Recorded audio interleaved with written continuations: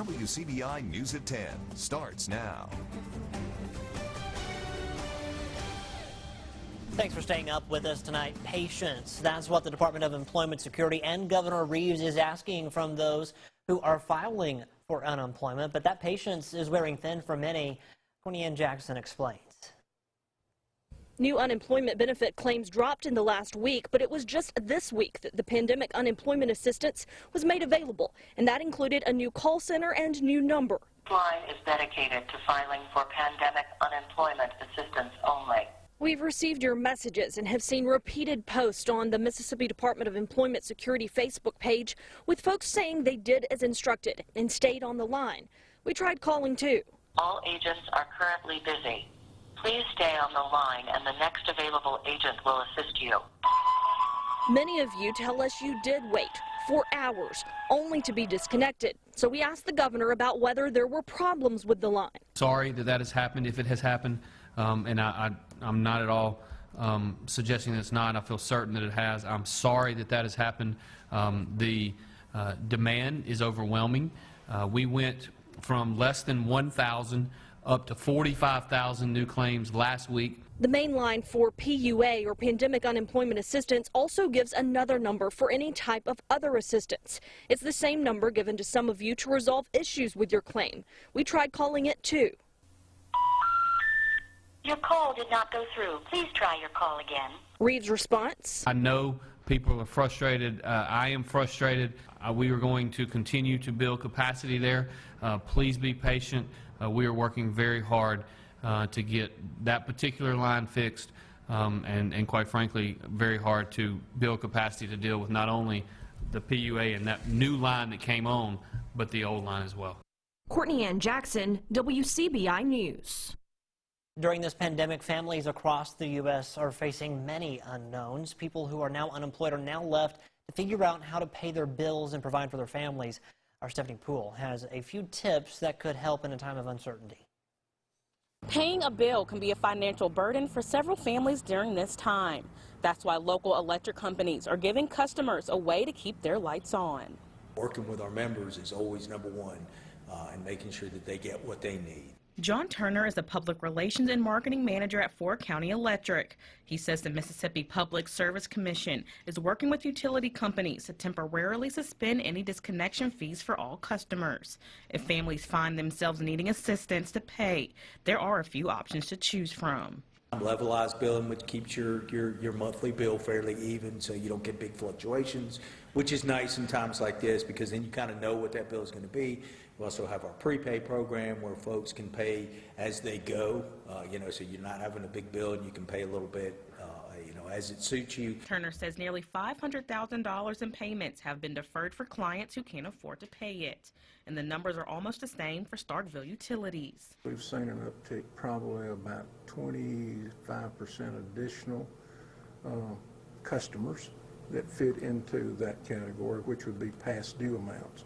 If we looked at the amount of dollars that is affected with that during this past month, we've seen an uptick on that, probably about 12%.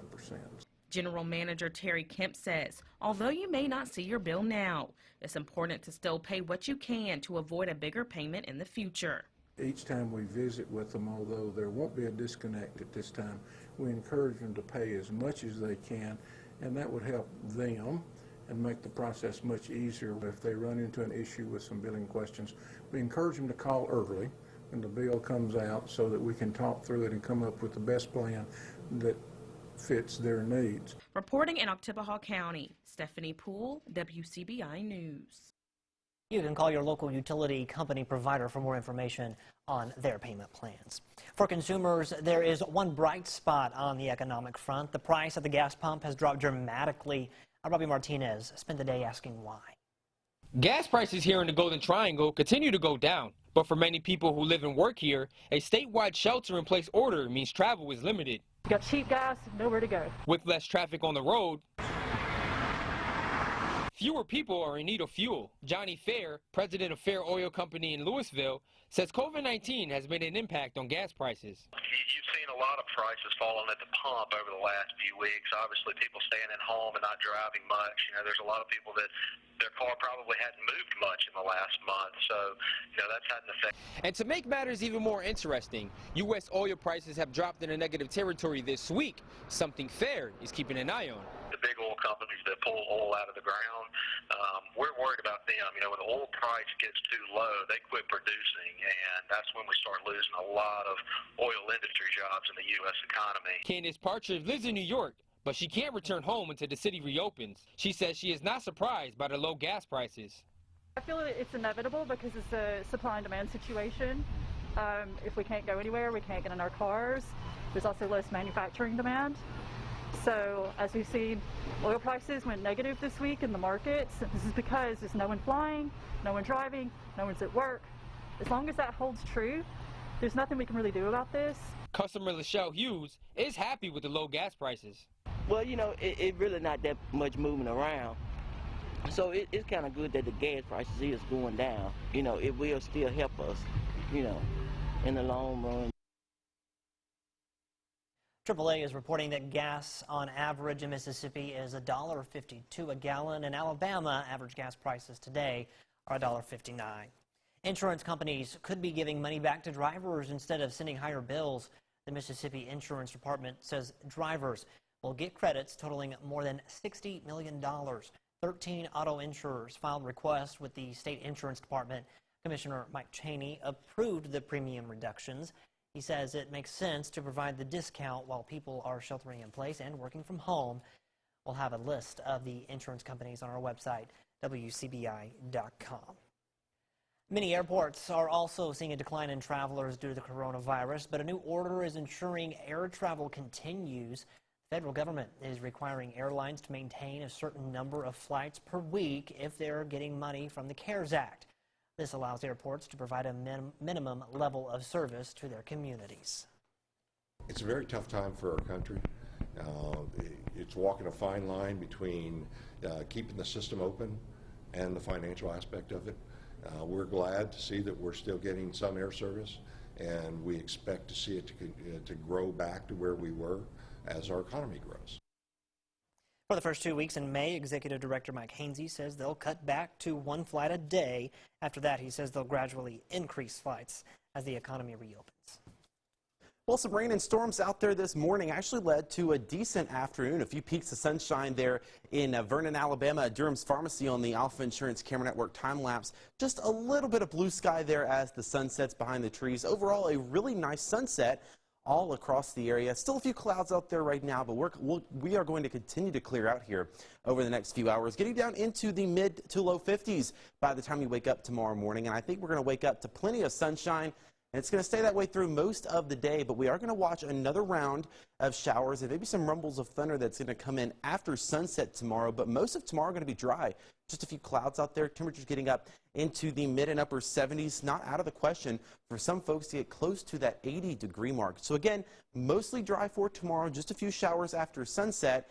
And then actually a really nice weekend. We've got quite a few days before we've got our next chance for rain.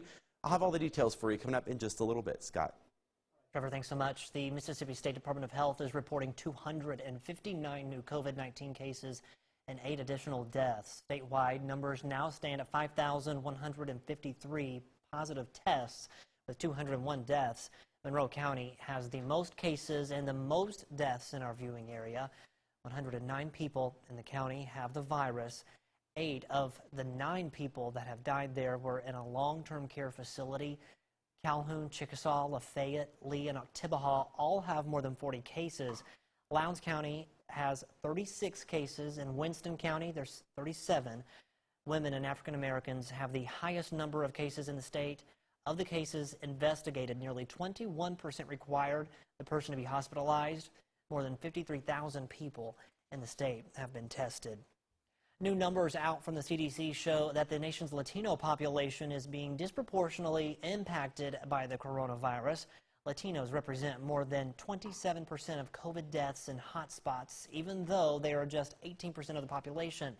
CBS's Adriana Diaz reports tonight on a group in harm's way. Since coronavirus can reach every community, so must the message to stop it.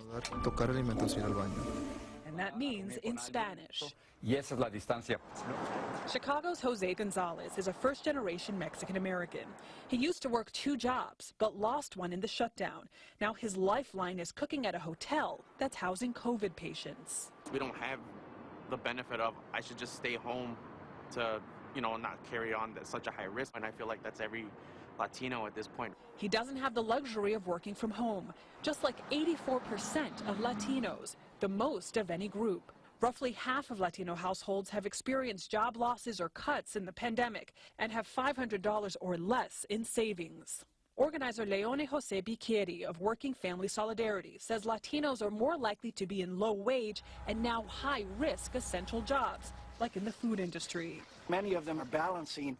On the one hand, I don't want the crisis of getting sick. On the other hand, I don't want the crisis of being homeless because I can't pay rent and I can't buy food. Just look at this food pantry line in Chicago's Mexican neighborhood of Pilsen.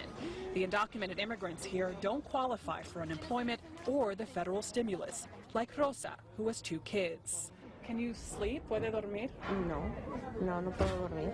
You're not able to sleep. You have insomnia because you don't know how you're going to get through this. What do you say to the argument that folks who are here illegally shouldn't have access to these public benefits? This is a wartime situation. You're not going to make anyone safer by having any portion of the population sick because you're going to be sick. Adriana Diaz, CBS News, Chicago. All right, we're going to send things back over to meteorologist Trevor Burchett. Trevor, you were here pretty late last night or early this morning. Pretty late, yeah. It was a quick turnaround. We were tracking storms till about 3 or 4 in the morning and then got a little bit of sleep and came back tonight. Luckily, no storms to track tonight. And that's going to make one pupper pretty happy. This is Bentley. He's in a suitcase trying to go wherever his owner's going. But I'll tell you this, he's going to be happy for the forecast. Mostly sunny tomorrow, getting up into the 70s. We do have a round of storms overnight tonight and then a really nice weekend. I've got those details for you right after this. Stay with us. Your WCBI First Alert AccuWeather forecast with meteorologist Trevor Burchett. Thank you so much for checking in with us on this dry Thursday evening. A big change from what we saw 24 hours ago. Finally, a clean sweep on the radar. We'd have a few clouds lingering, but I think over the next few hours, even the clouds will start to get out of here. Can't rule out a little bit of fog, but in general, we are setting up for a really nice day. We've got the cold front off to our east. That's helping to keep all of the rain down into the Florida Panhandle and all the way over into the Georgia coastline. They're dealing with some severe weather tonight. And our next storm system already setting up in the Texas and Oklahoma Panhandle. Fortunately, not going to be too big of an issue, and most of you won't even notice it came because it's going to bring us some rain overnight tomorrow night. But the cloud cover did help to make for a really nice sunset. This is from Oktibbeha County. Jody Gary sent this in. Just a beautiful view there on Highway 389. Same story in Mathiston from Mitzi. Same colors, oranges, pinks, and reds in the sky.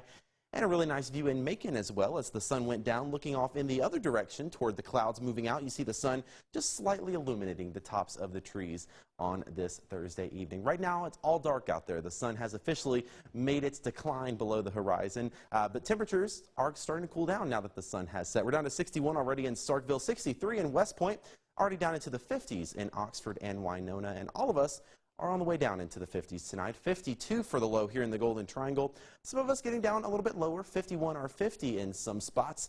Clouds sticking around just a little bit, but I think as we get into the early morning hours, a lot of us are going to wake up on a mostly clear note. And I think through the day tomorrow, most of us are going to be mostly sunny. We are going to have a round of showers, though, overnight Friday into Saturday, maybe a couple of showers Saturday morning. But other than that, the weekend, too, looking pretty nice with those temperatures staying in the 50s. So we'll walk this through hour by hour, starting off tomorrow morning. Again, plenty of sunshine all across the area. Still mostly sunny as we get into the afternoon tomorrow, but after sunset, we're going to see some of these clouds start to filter in, followed not far behind by a little batch of some showers, maybe a rumble of thunder or two. That's going to get through here by 2 or 3 in the morning on Saturday. Notice how isolated the showers are. Really nothing major to talk about here.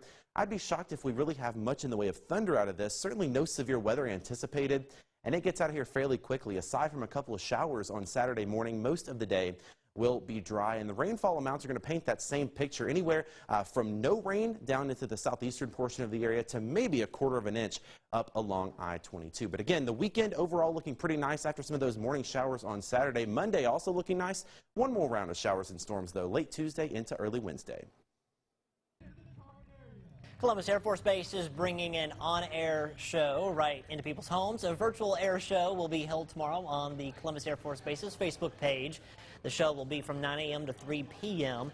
The 14th Flying Training Wing will do aerial acts and demonstrations that would have taken place at the Wings Over Columbus. The 2020 Wings Over Columbus was canceled due to the coronavirus outbreak. For many of us, it's the season of sneezing and wheezing. We take a look at what you can do for those spring allergies when we come back. You're watching WCBI News at 10 with Scott Martin. Welcome back, everyone. It is springtime, and we want to enjoy the outdoors as much as we can. However, allergies can make it pretty challenging. We learned about some treatment options in tonight's Health Talk with Baptist. What are some treatments for spring allergies? The best way to stay allergy-free is to avoid pollen as much as possible. Take these measures to keep pollen out of your home. Keep your windows and outside doors closed. Do not use window or attic fans during pollen season if possible. Roll up your car windows when driving. Dry clothing and bedding in the dryer, and don't hang clothes outside.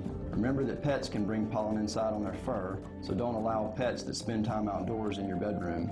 We treat spring allergies with a number of over-the-counter prescription drugs. Over-the-counter allergy drugs are effective for many people and include nasal steroid sprays, which reduce inflammation. Antihistamines reduce sneezing, sniffling, and itching by lowering the amount of histamine in the body. Over-the-counter antihistamines often make you feel sleepy or tired, but many non-drowsy formulas are now available. Decongestants clear mucus out of the nasal passageways to relieve congestion and swelling. Decongestant nasal sprays relieve congestion and may clear clogged nasal passages faster than oral decongestants. Allergy testing is recommended in some cases, which helps determine what you're allergic to. This can help better individualize your treatment through avoidance, medication timing, or immunotherapy. Join us next time for Health Talk with Baptist. Mail your topic suggestions to healthtalk@wcbi.com. Health Talk has been brought to you by Baptist Memorial Hospital Golden Triangle. Okolona native Cam Smith has battled through injury and adversity to keep his dreams alive. Next stop, D1 basketball. Here's a story next in sports. Here's sports with Tom Ebel. If you played any sport growing up, then you probably remember the dreams of playing in college and maybe even on the professional stage. That's an accomplishment not many reach in a lifetime. One local hoops player refuses to give up on that dream. WCBI Sports' Courtney Robb has the story. I'm from Okolona. I have to put, I have to get an edge on people. I'm not extremely athletic. I'm not extremely strong. I'm not extremely fast. So I just have to find the edge on everything I do. Dreams of making an NBA roster are born in towns like Okolona, Mississippi. A community with less than 3,000 people, a school, and a few stores is all you'll find. It's where Pearl River Community College forward Cameron Smith first held a basketball in his hands. However, it's not where he plans for his hoops career to end. Once I got good at it, it was actually I felt like it was my way out. So, so I wanted to provide for my family through the game of basketball. And that was just it. After battling a broken kneecap and multiple surgeries, one infecting down to the bone, Smith wasn't always sure he would have the chance to play college ball. Smith never lost hope. 22 staples later, he donned a jersey with the same number and went on to have a strong senior season, finally signing to continue his career with Pearl River. I was always on myself so hard, so I just took it upon myself to start getting up at like 4 o'clock, 5 o'clock in the morning and just run. And I still remember I just broke down crying by myself, just trying to get back into it because I know what type of player I could be. 2 years later, Smith now finds himself on a Division I roster after committing to play for California State University Bakersfield, the next step on the road to making it to the pros. I know I can do it, so it's just a matter of time and who sees me, how they see me, and where it. And I just feel like the location of LA is the backdoor scouts.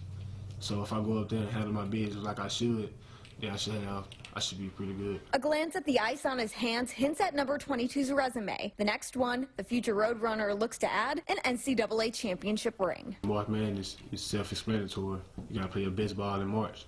So if I'm playing my best ball in March, in the March Madness, I will have a scalp. When Smith hits the hardwood as a road runner, he says he expects to take the best player out of the game.